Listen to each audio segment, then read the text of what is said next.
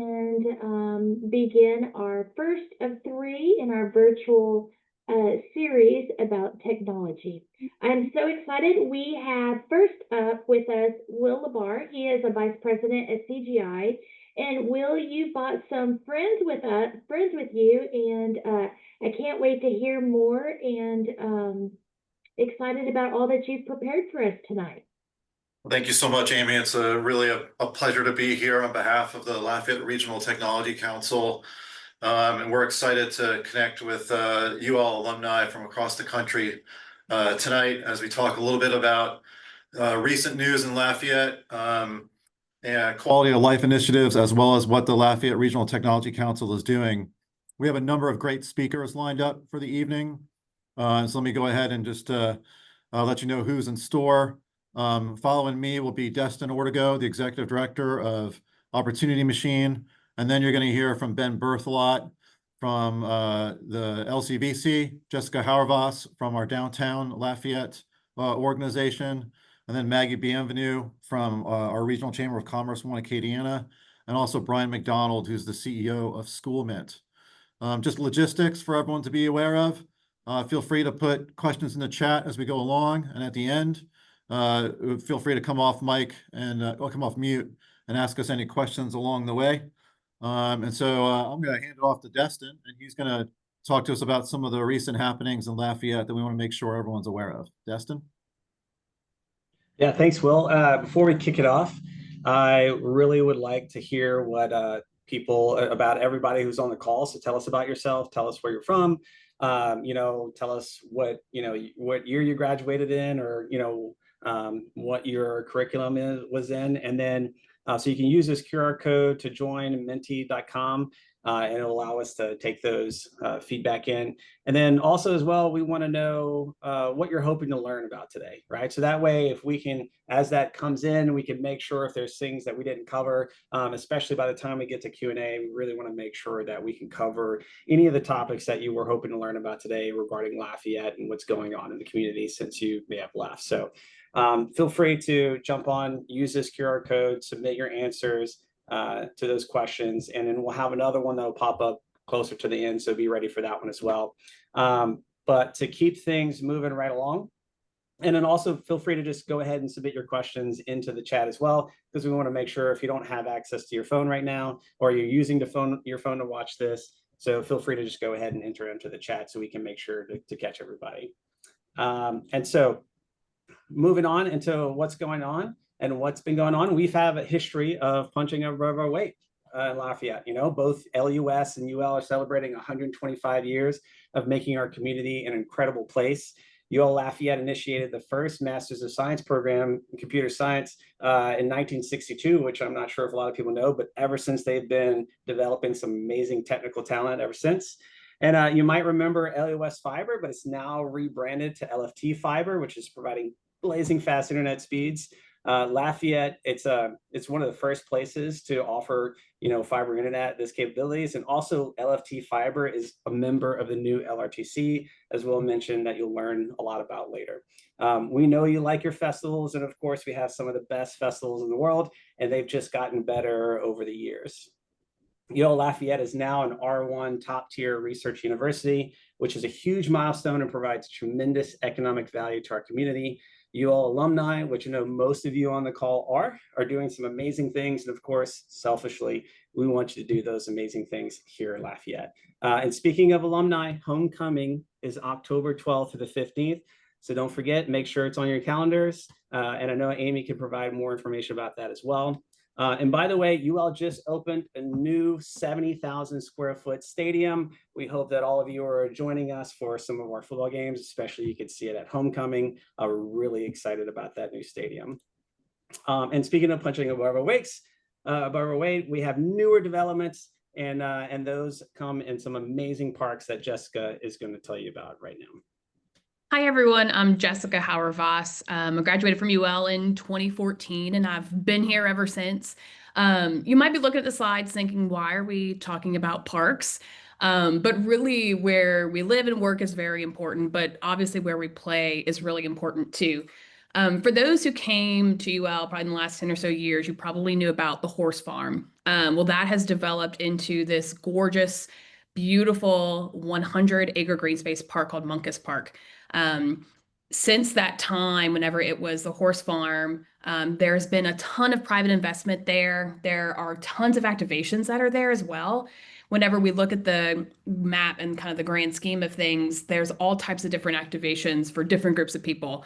I am a mom of 3 small kids, so usually you can catch me on the playground. But a lot of people are at the farmers market or just enjoying the open green space. There's wonderful walking trails as well. And it's right in the middle of the city. And so you don't have to go very far. You can go from campus straight into the park and really feel like you're kind of in this really unique oasis. They have all types of different programming as well, from structured programming like mom walks and movies as well. And they even have more adult-centered type of activations. So one they have coming up is hikes and hops. So who doesn't love to go on a hike with a beer for a good cause? So you can always count me in for that one. Another park activation that's outside of Munkus, but also centers around a specific community is Thomas Park. That is located in the center of Lafayette, sort of outside of River Ranch.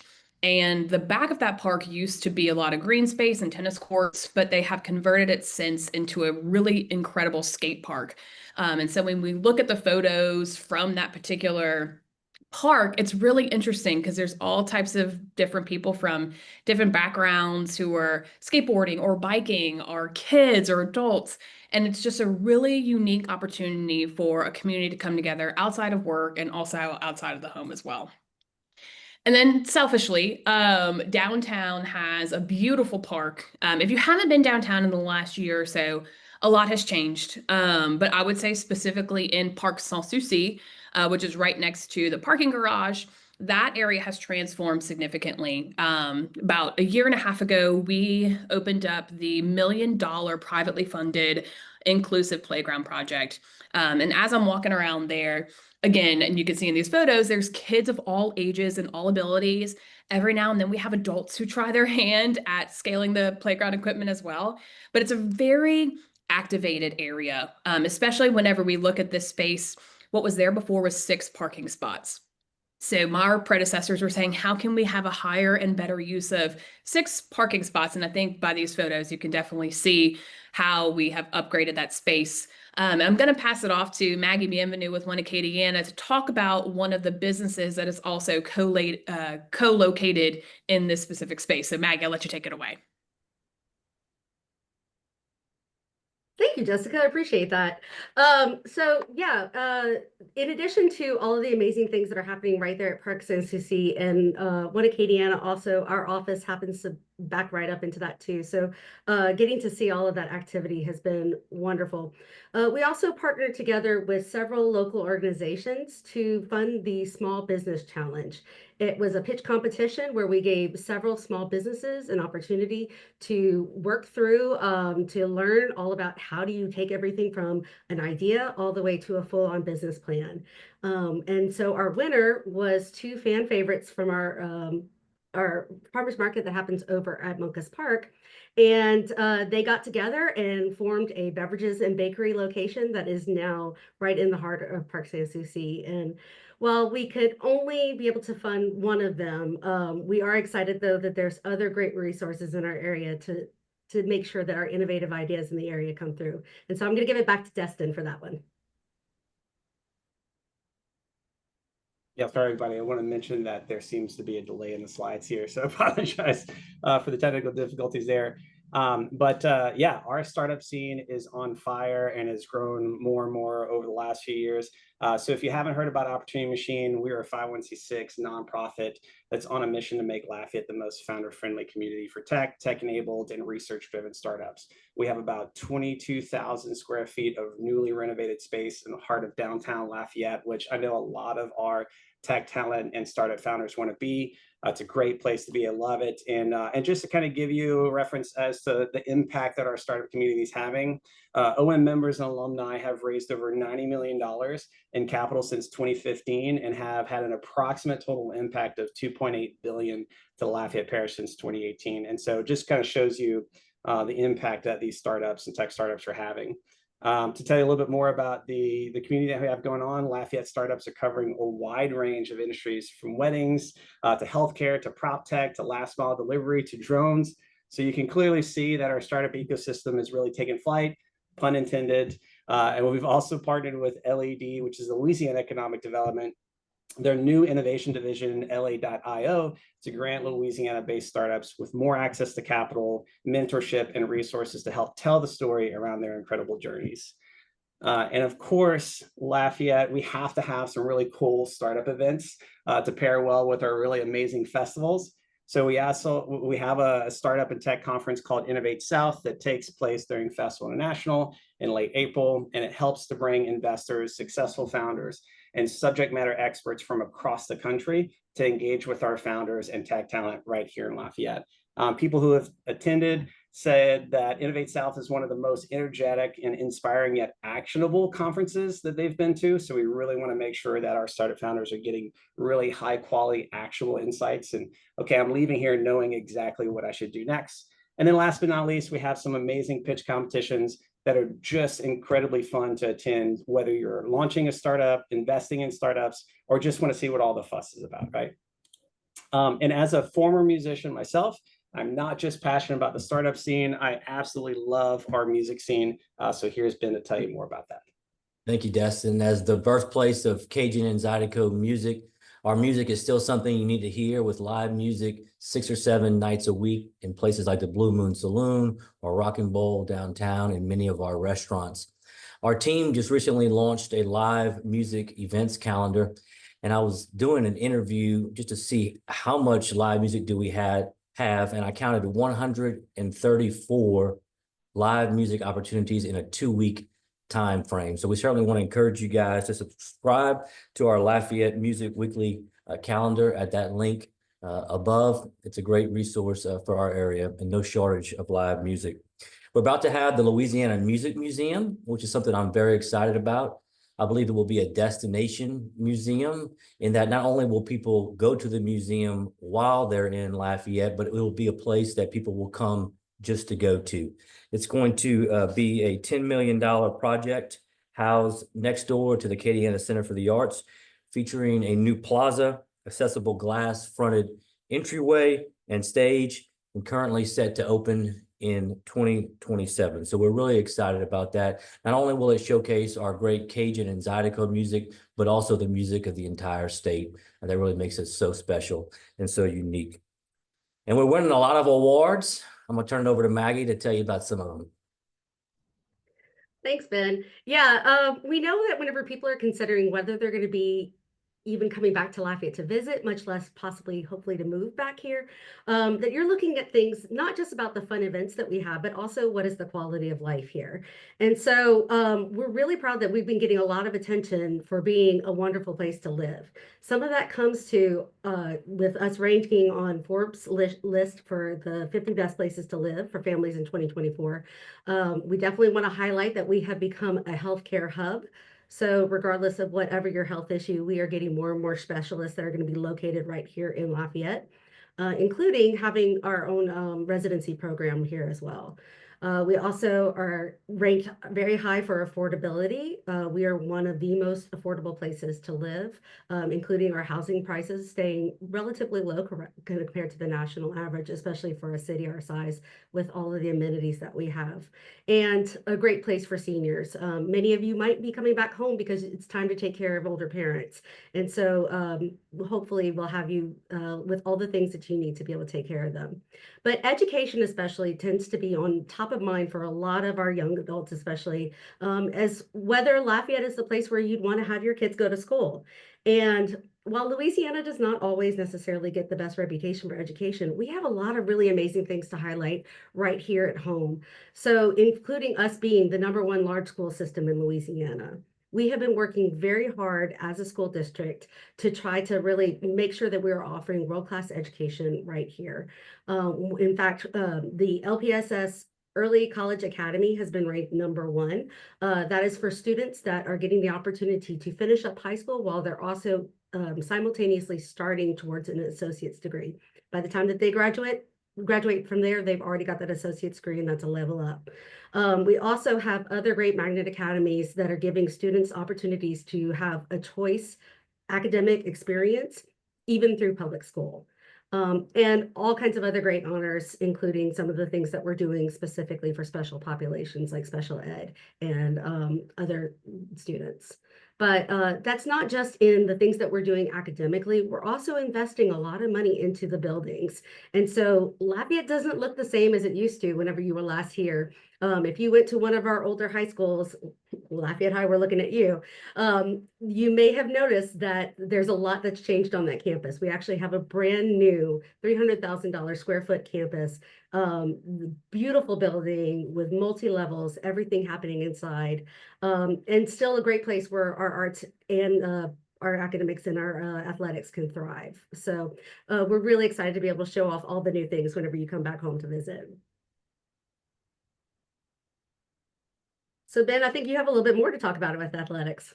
Sure. In addition to the Cajun Dome, which has been around for nearly 40 years, over the last decade, our area has developed 2 world-class sports facilities in both Youngsville and Broussard. We have brand new turf fields in Scott, and Pelican Park continues to be a great outdoor opportunity in Carencro.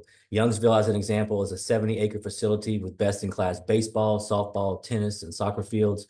Pickleball adult soccer league with 24 adult teams in 3 divisions, a splash park, and an amphitheater. Broussard will be adding 24 pickleball courts within the next year. And in the city of Lafayette, $16 million was just invested in improvements to Brown Park, and another $17 million in improvements to Moore Park in their soccer fields. So a lot going on there.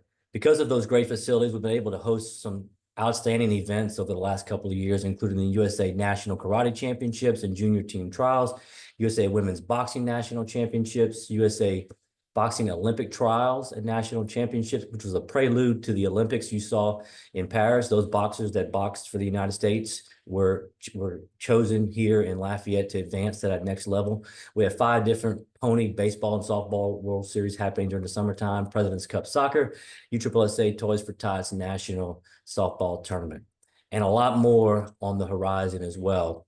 In December of 26 and 27, we'll be hosting the USA Track and Field Junior Olympic Cross Country Championships at Munkus Park. We'll also be hosting the USA Boxing Championships, the USSSA All-State National Baseball and Softball Tournaments, USA Junior Golf Association Championships, and the USCAA Small College Baseball and Softball World Series we're currently bidding on, and we're fairly confident we're going to get that event as well. We're also working on an indoor sports complex, which would be 150,000 square feet, 10 basketball courts converted to 20 volleyball courts with a lot of flexibility to host a lot of different events. We're hoping to build that next to the Cajun Dome near UL, which is only 1 mile from downtown. And I'm going to turn it over to Jessica to talk a little bit more about what's going on downtown. Thanks, Ben. So if you were a typical UL student, maybe what you were doing downtown at your time at UL is a little different than what you might do as an adult with a family. But we as an organization have been putting a lot of time, care, and effort into making downtown feel like a community and making it feel like a neighborhood. And we've been doing that in a number of ways. While people are pretty familiar with Downtown Alive, which we've been doing for 42 plus years, our organization has also been doing a lot of policy work, which might not look as flashy and as fun, but it's just as equally important. Whenever you think about the cities that you love to visit, typically your first destination is to go downtown. And so our organization is constantly thinking about, when we bring people in, what is the first thing that they're going to experience? And is it exciting, but is it also safe? And so as we've grown in the past couple of years, we have a lot of big wins on our plate. One of which is that we have over 35 restaurants just in our district. They range from all types of different price points as well as different styles of eating, and have won a ton of awards with the different chefs we have. So we've really kind of become a foodie destination, both with some restaurants that you probably know and love for years and years, and also some new ones too. One thing that, again, might not be as like fun to talk about, But we have worked really hard to take the nightclub scene and make it safer, but also decrease it a little bit to make some room for different new economic activity. So about several years ago, the capacity was about 5,300 people who could come into the nightclubs. Thanks to Opportunity Machine and a couple of other properties as well, that has decreased to 3,100 people. Now, we don't want to shoo people away and not have a good time at night, but we also want to make room for activities outside of just going to the club and then leaving and not coming back. And a lot of the work we've been doing to decrease that has actually led to great investment. This is some nerdy data if you're like me, just to see who's coming downtown. What does the makeup of those people look like? Back in the last 12 months, we have had over 2.3 million visits to downtown. Now, obviously, Festival International is a huge part of those numbers, but we're also seeing just regular, steady traffic on a normal weekend, which is exciting and wonderful. And again, as a mom with a family, I love seeing people with their strollers and their kids going to the park, going to the Children's Museum, and being able to have truly an all-day experience when they come downtown. Another thing that we have worked very hard on is adding residential capacity. So whenever you come downtown, there are several apartment complexes that are full of people who are students or young workforce, or even some retirees who are just tired of keeping up with the yard. They're able to walk out their front door and have all the amenities available to them. And that has really been such a huge bump in our economic activity as well. One big win that is kind of new, which you, if you're a big traveler, have probably seen, is the Downtown Ambassador Program. They got kicked off and running the week of Festival International, which if you look at this team, if they come in on basically the biggest tourist attraction of the year for Lafayette, it's a big lift. But these folks are our feet and eyes on the ground 7 days a week. And they are the people who are giving directions. They are sweeping up the glass in front of some establishments the morning before they open.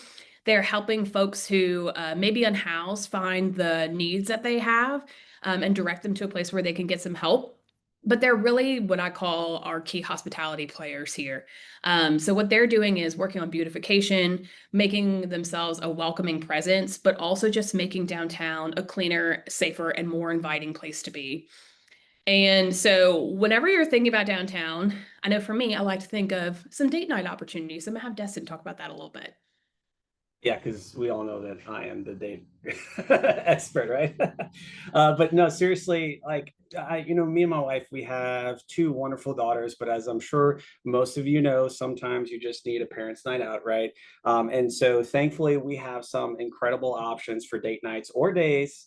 And we personally love going to Vestal downtown for anniversary dates, because Vestal is like a really fantastic, like different experience from like your just traditional occasion stuff that we get a lot of, which is amazing. But if you like to mix it up, that's a really good option. And of course, we are always first in line to get our tickets for the Halloween and Christmas pop-up events at Pamplona, which are just amazing experiences. They sell out fast, so you got to be on it. But these are just amazing experiences to go to. And obviously, if you're a wino, we have options like Wild Child Wine that has some amazing selections. There's also fantastic places to go for outdoorsy dates. You can go on kayaking, you go through stroll through the parks. If you're very into culture and art, we have an amazing places like Acadiana Center for the Arts that have some great shows and art to show off. If you're big on IPAs, we have some amazing breweries. Adopt a Dog Brewing and Yard Goat are just some of the best places to hang out with friends or after work for happy hour. And of course, there's no shortage of brunch spots if you're feeling a little bougie, right?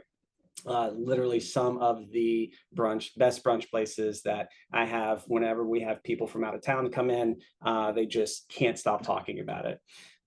If your parents' night out needs to be more of a weekend away, Lafayette is a great place for staycations with Carriage House and River Ranch and some incredible boutique stores all within walking distance there.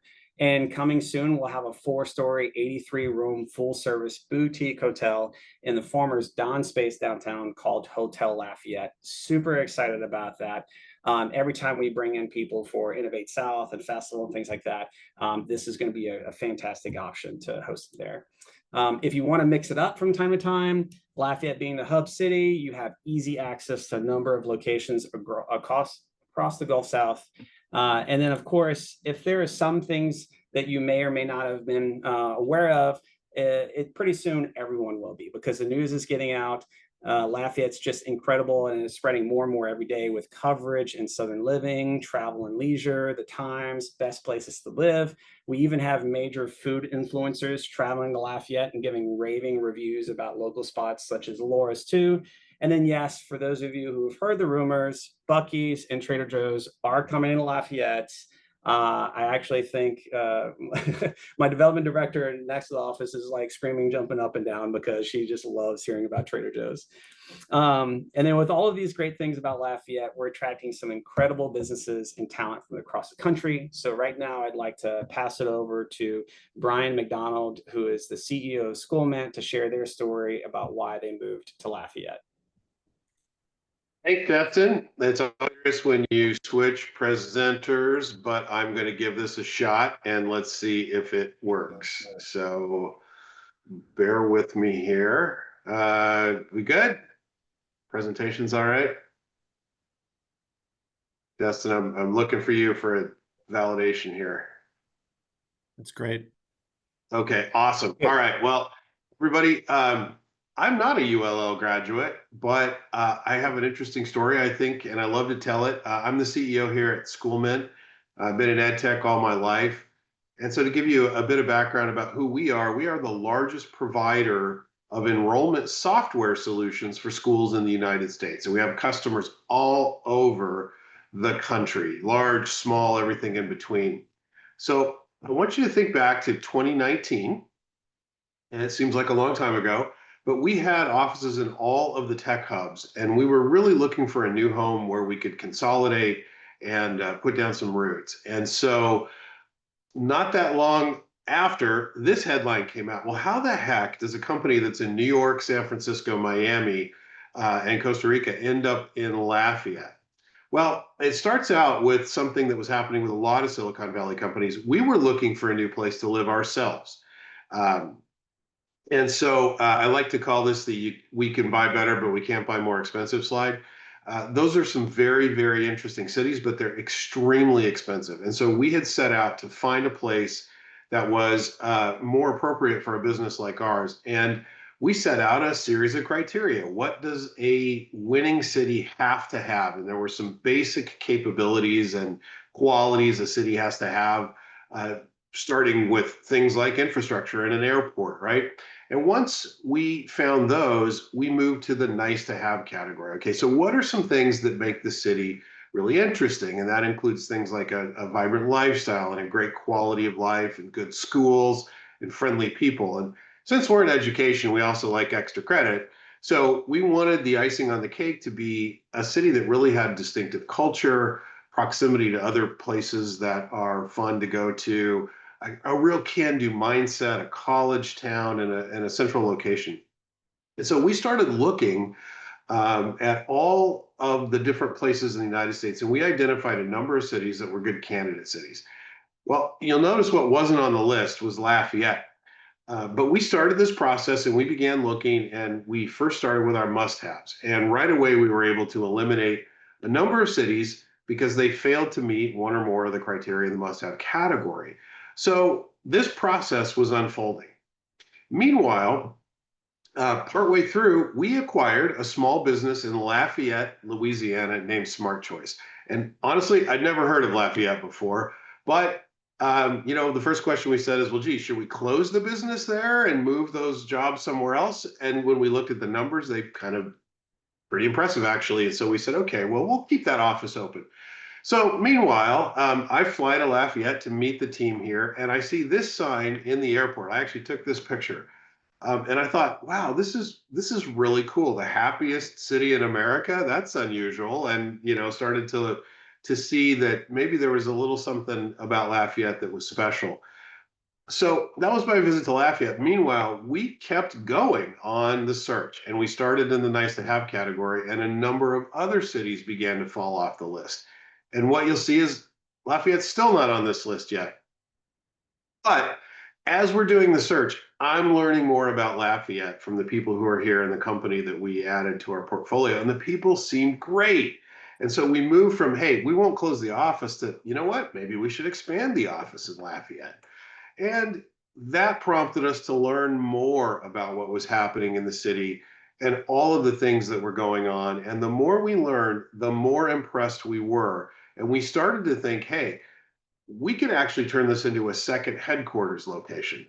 And we kept learning more about Lafayette and what it was doing to punch above its weight. And that turned into, wow, this place is really a hidden treasure. Could this actually be our HQ1? And so it went on the list as a candidate. And spoiler alert, we kept learning more things. And you've heard Jessica talk about the downtown. The vision for downtown was a huge part of our analysis of Lafayette and the city.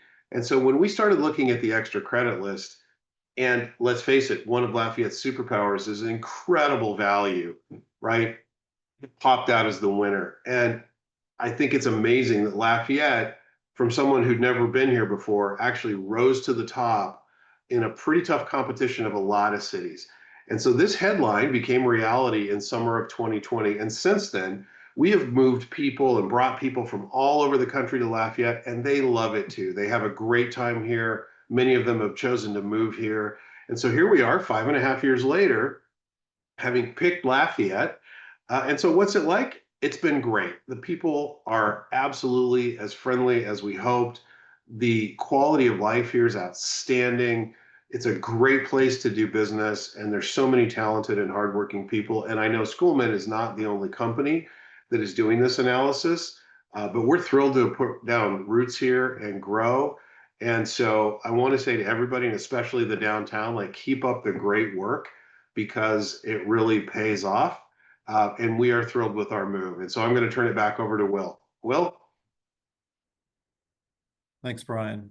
Man, I just love hearing that story every time you tell it. It's such an amazing thing. And, you know, so excited to have Schoolmint as a part of the Lafayette technology ecosystem, which is a great segue to the Lafayette Regional Technology Council. But before I tell you about that, like, I'm hoping that as everyone's listened to this presentation, and one of the things that's coming across is how so many parts of Lafayette are working together in a coordinated fashion to pull in the same direction in order to make Lafayette a great place to live, have a career, raise a family. Like, I just want to thank all the presenters that we've had throughout the course of this presentation, and so many of the partners that are making all that possible that weren't even here today. So the last thing we wanted to tell you about is the Lafayette Regional Technology Council. Schoolmint's on that.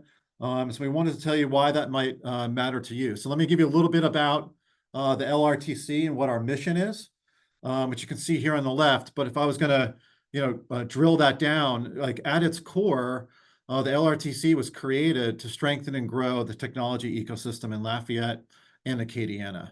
And so sometime last year, with the support of One Acadiana, a group of leaders from across Lafayette visited Grand Rapids in Michigan, and we learned a lot about what their tech council is doing to increase the number of technology careers and jobs in their community and help grow local businesses.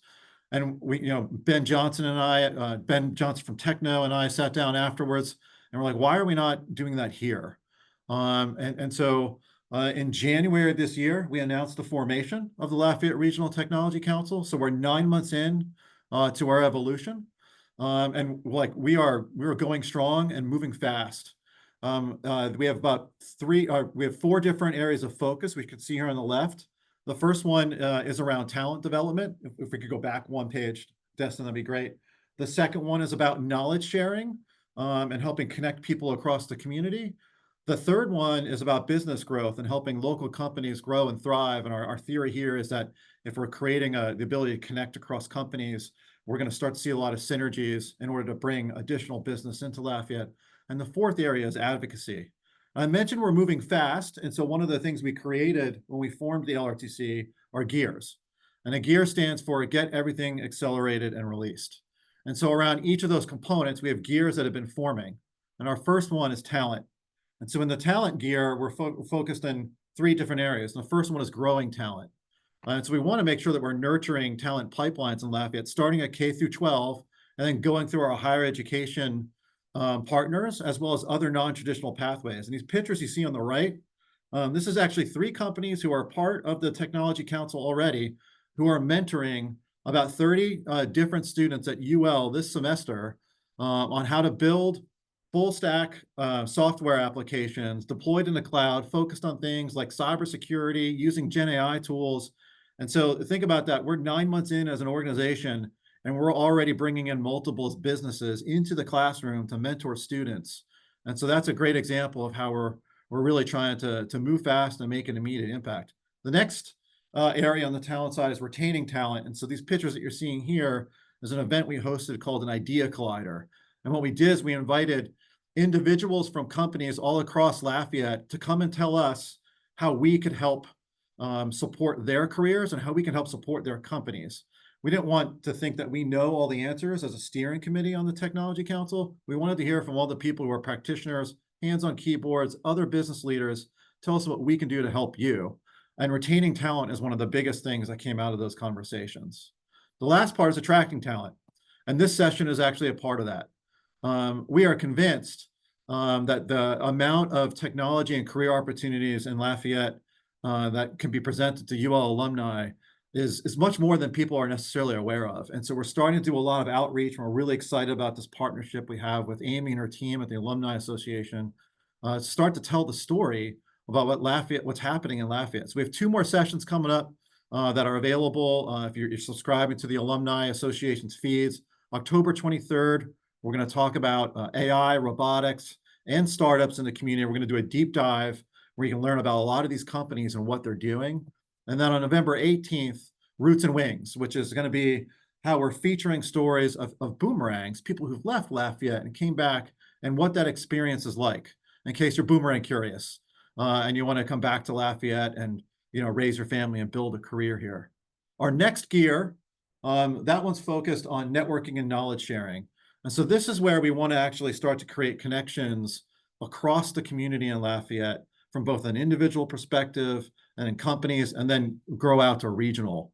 So one of the first things we did with through the Idea Colliders, we were like, well, how can we help you? And so we had individuals, remote workers, who said they wanted to be a part of the Technology Council and they wanted to contribute and give back. They want to mentor. And so we realized that we need to create 2 different tracks in our network and knowledge sharing type of events. One, where we're getting a lot of those individuals the ability to connect and network and share with each other.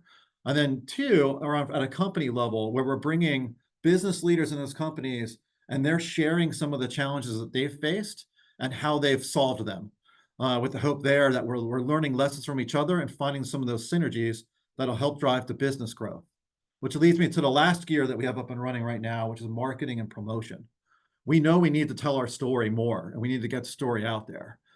We think we need to do that, obviously, to attract additional businesses like School Mint and CGI that located here in 2014, and also attract more startups and also attract talent.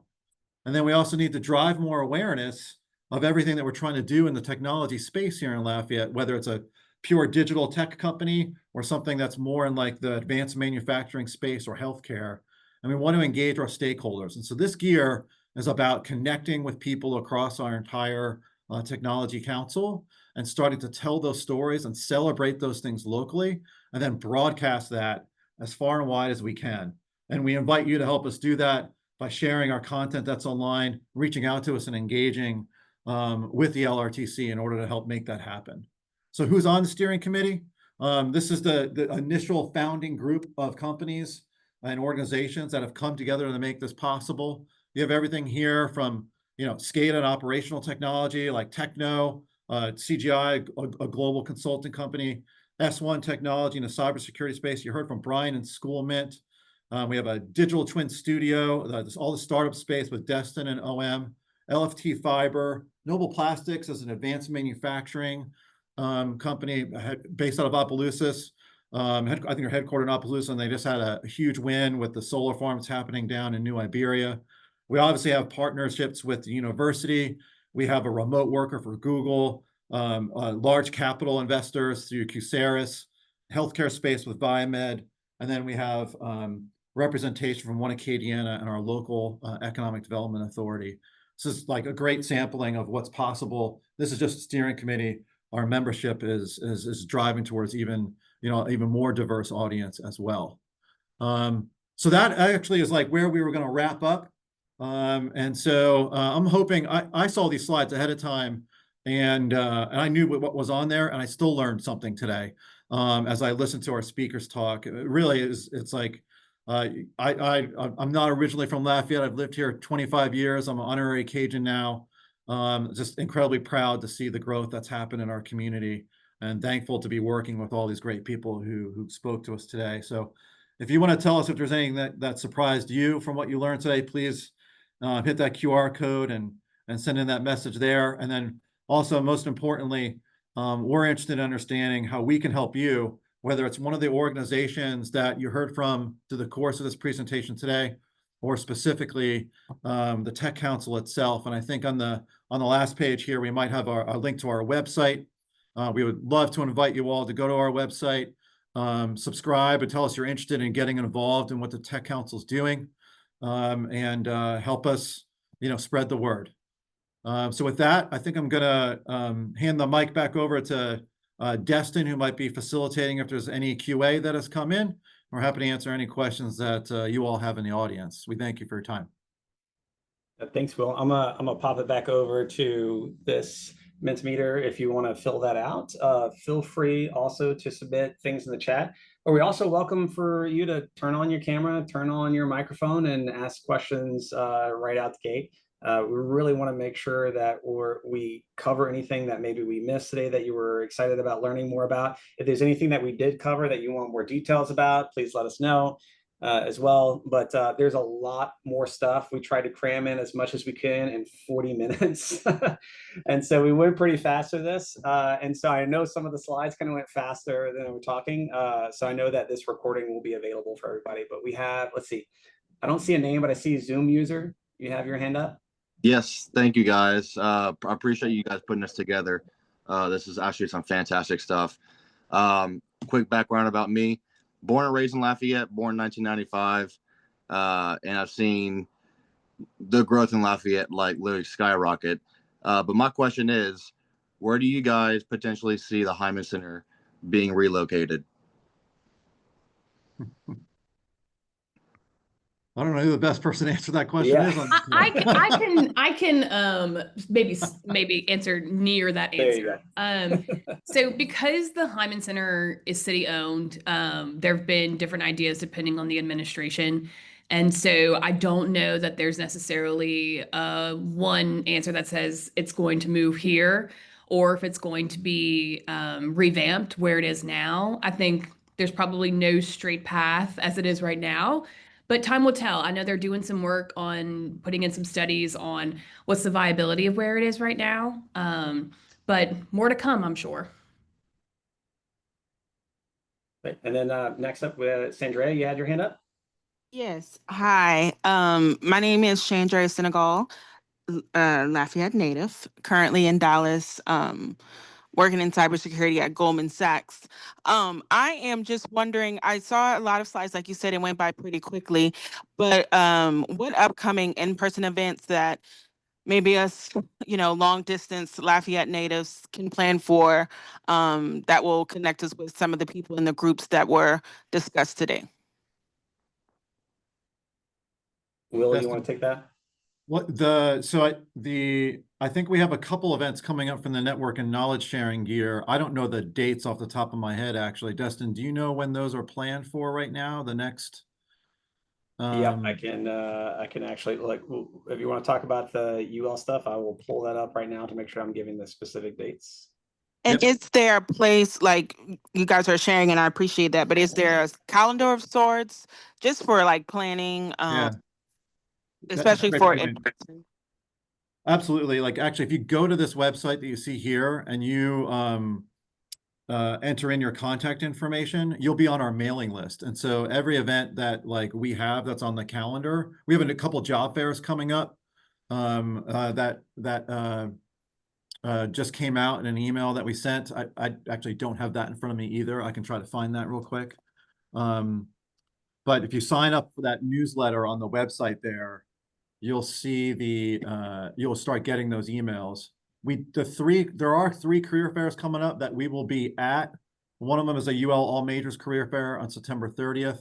The next one is the SOLAS CC, South Louisiana Community College, on October 7th. And then the third one is professional career fair, so folks who are already out in the job market today. That's on November 18th at the P-Card Center. And Sanjay, we can also make sure, because I think you registered for this, so if your email is in registration, that we get that email that already came out to our subscribers, so that you have those 3 dates. And then Destin, were you able to find the next date of the networking and knowledge sharing meetup? Yeah, so our next meetup that's specifically focused on individual talent, so not necessarily company representation for Tech Council, but for individual meetup is going to be it's going to be October 29th at Opportunity Machine, which is located downtown, from 5:30 to 7 p.m.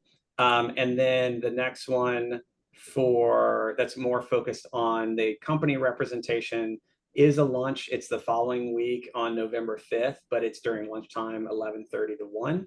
And then of course, if you do sign up through the URL that's on the screen, every time we send out notifications, you'll have the list of things that are up and coming, if there's anything that we end up adding on to that as well.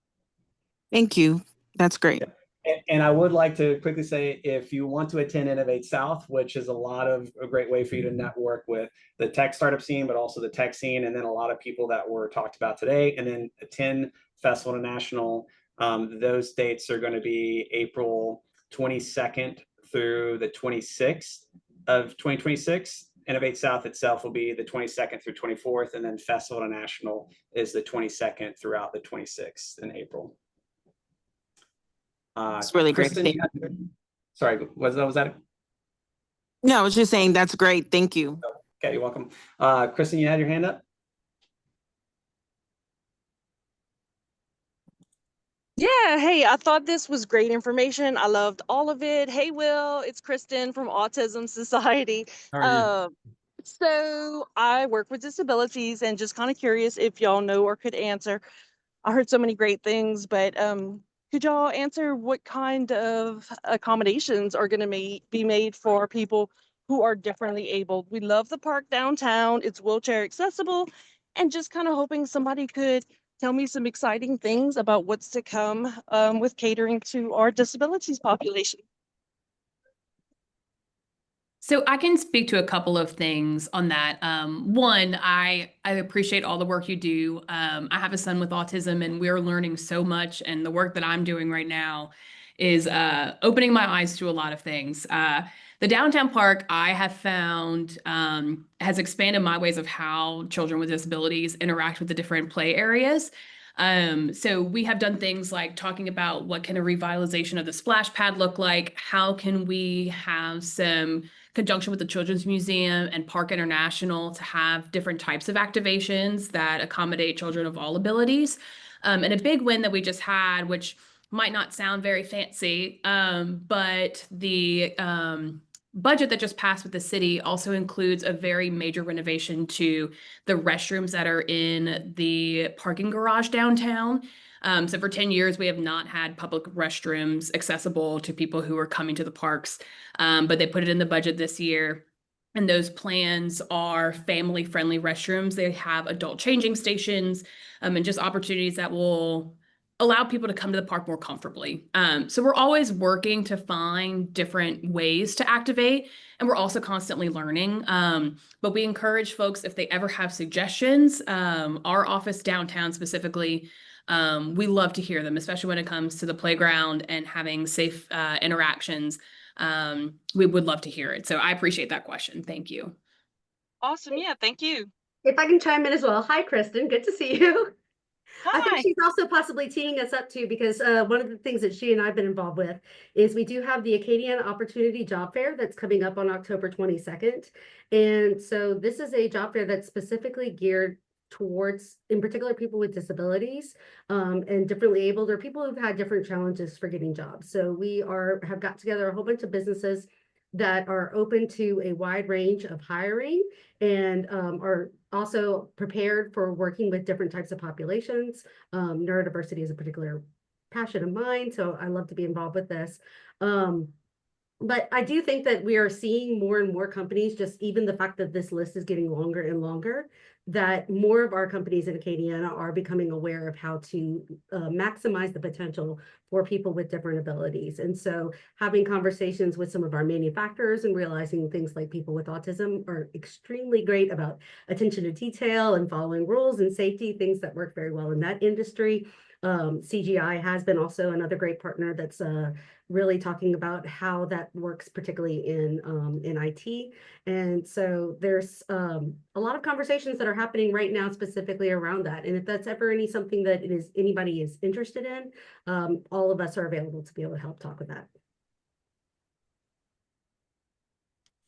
Great. Do we have any other questions? I see that some people really loved hearing the story of Schoolment. Absolutely agree. The live music tracker is phenomenal. And then loved hearing the efforts about collaboration across different community organizations. We love that too. That's why we're all here and want to make sure that we're sharing the information with everybody and that everybody sees, especially if you haven't been to Lafayette in a while, that a lot has changed and it's all positive. It's all amazing stuff. There's a lot of great stuff happening. So you know, whether you're just kind of interested from a business perspective or just looking at quality of life, education, all of it, you know, we have a lot of good news to share that's been accumulating over the last couple of years. So let's see, we have Steve Bagel said, interested in plans around shared workspace and local testing centers in Lafayette again. So as far as shared workspace, if you are, I will say, if you are starting a tech startup, Opportunity Machine has shared workspace for that.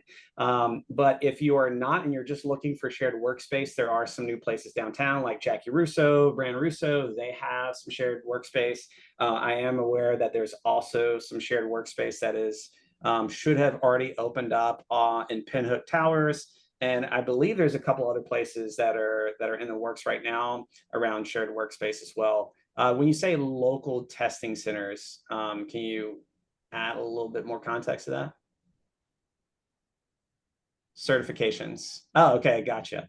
I don't have any information. Will, do you have some information on that? It probably depends on specifically what kind of certifications we're talking about there.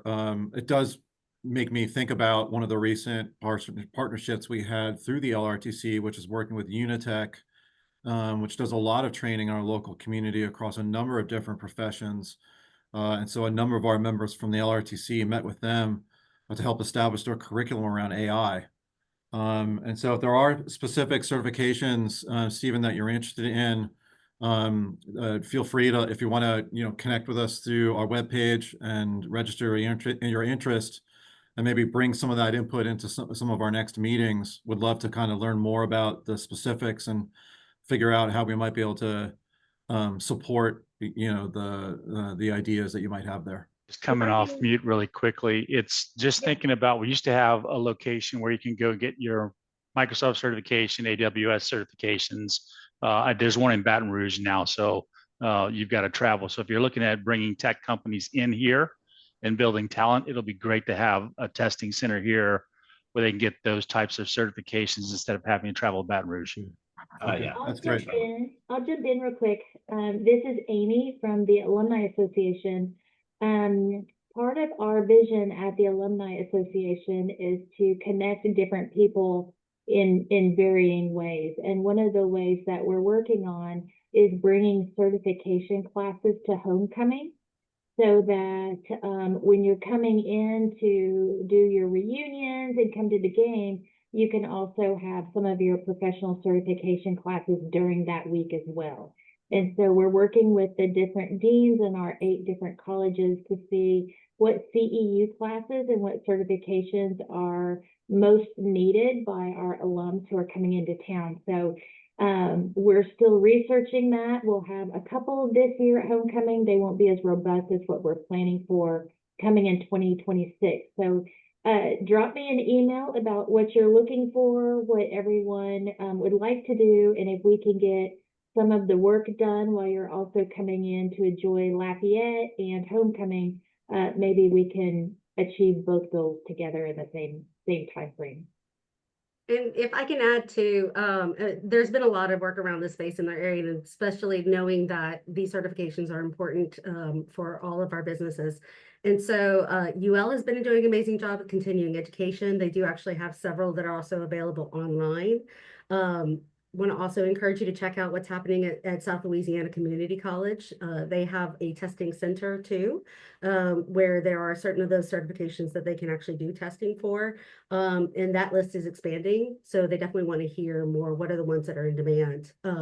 But yeah, so in addition to the work that Unitech is doing of expanding their offerings. So for getting some of those trainings, there's a lot of different options online, but also a lot of different ways to verify how you have those skills. Great. Any other questions?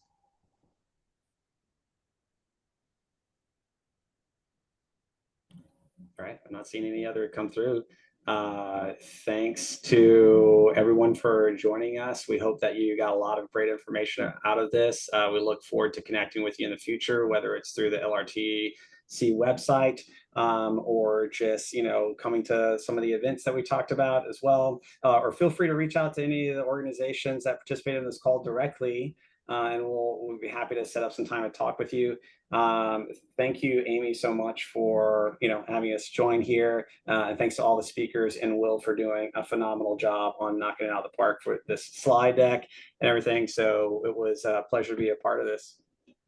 Yeah, Thank you so it much, looks Amy. like there are a couple of questions coming in last minute, so I'll pull those Yeah. together and we'll follow up with an email with the recording to everyone who registered. I know there were some people that couldn't join us tonight and wanted to, and we'll get some of those questions answered and some of those dates in there as well. But thank you, Dustin. Thank you, Will. Thank you, the whole group. This is just the tip of the iceberg. We are coming back on October 23rd, and we're talking about AI and robotics in Lafayette, and I can't wait for that one. So watch all of the UL Alumni Association social feeds, and all the registration links, details will be there as well. So with that, on behalf of the Alumni Association, UL, and the Tech Council, I hope everyone has a great evening, and we'll see you all at homecoming. Thank you. Go Cajuns! Go Cajuns. Go Cajuns.